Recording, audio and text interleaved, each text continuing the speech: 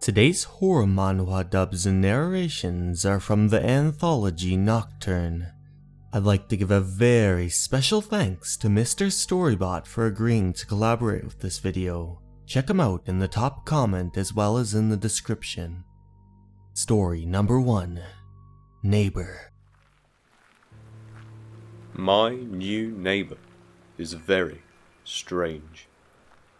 I didn't even know my old neighbours had left until I saw this one walking around their house every single night.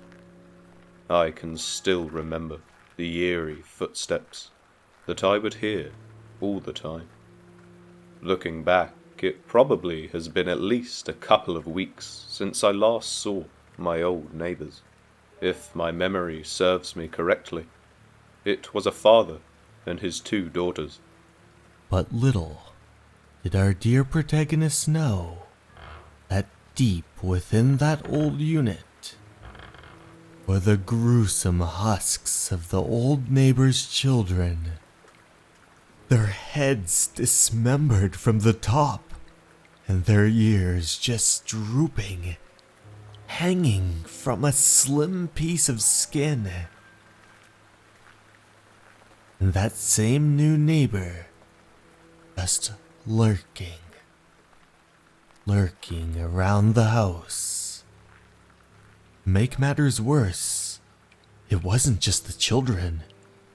The father was also there, dead, his body completely ravaged, bits of his face completely ripped off, and the residual skin just melting, thawing, and resolving itself into a grotesque goo. Later that night, I decided to pay my new neighbour a visit. Hey, I live next door. I only ever see you out and about at this time, so I thought I'd come over and say hi. But something wasn't quite right with them. Their hands were long and bony. Trying not to be rude, our protagonist greeted them. Hello? That was when he noticed the horrible truth. This thing was not human. It was as if it was trying to imitate humans, but was deeply confused. It had the back of its head growing from the front, creating some sort of strange chimera of humans. What was this thing?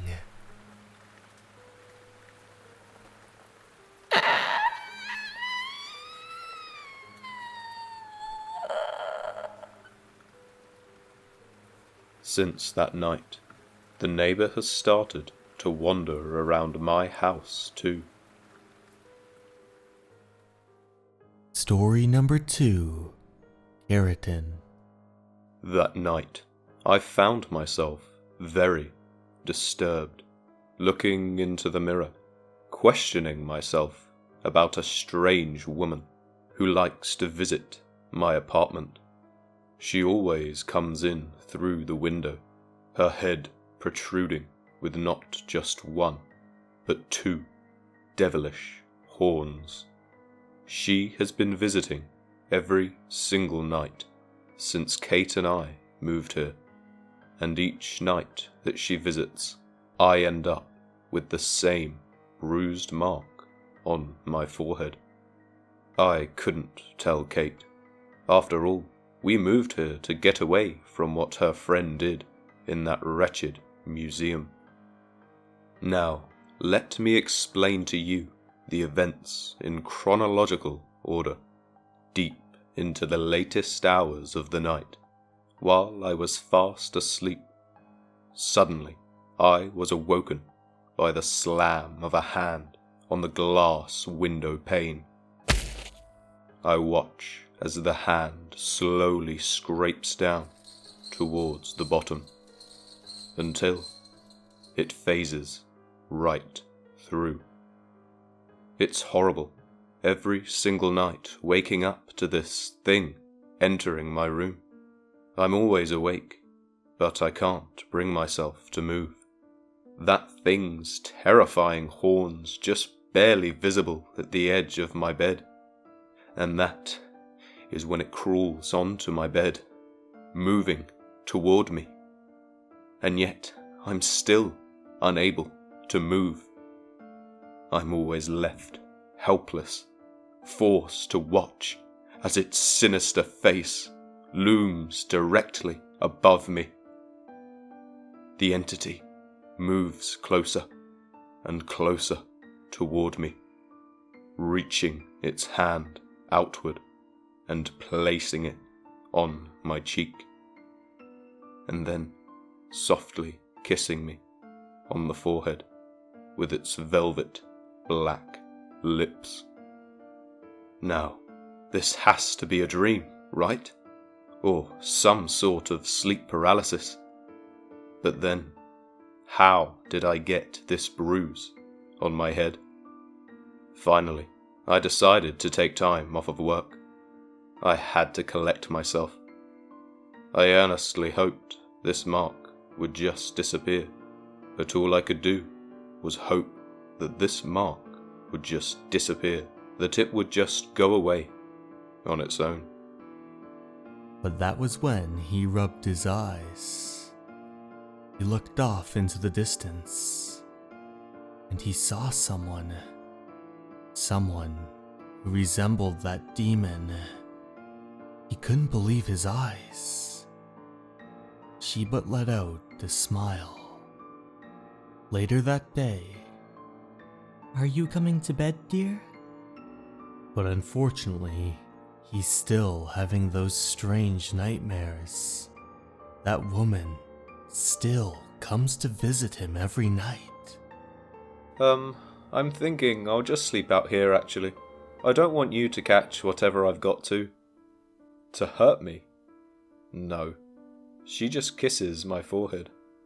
If she visits again, I think I might have to leave. Hey, maybe we should go see a doctor. You're really looking really pale, dear. No, honestly, Kate, it's fine. I've started feeling a bit better today anyway. Give it another day or two and I'll be good, I promise. She looked at him with a worried expression. Then the two of them went to sleep, till she was awoken by a strange sound. Huh? Sam? That was when she heard him scream in agony in the distance. Sam, are you alright? What she saw was a blanket on the couch and a figure underneath. She slowly approached. Surely it was Sam, right? Even though she was scared, she decided to rip the blanket off. What she found was Sam with horns growing out of his eyes. Kate! I can't see! She couldn't believe what she was seeing. It was out of this world. No! He ran away and slammed about the room until he went smack against a window. And out he went. Sam, no! In that moment, the memories rushed through Sam's head. The memory of that woman kissing him on the forehead with her black lips. He fell to the ground. Sam!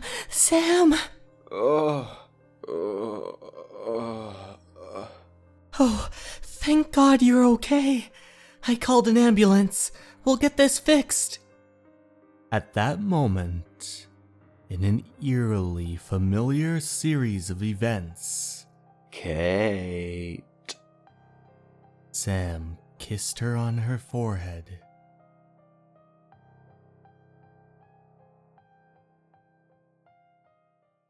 Hey everyone, thank you so much for watching. I'd like to give a special thanks to my Patreons, Sarah DeJesus and Motosurf. I hope you enjoyed the video, and remember, you're important and you matter. Have a good night, everyone. Goodbye.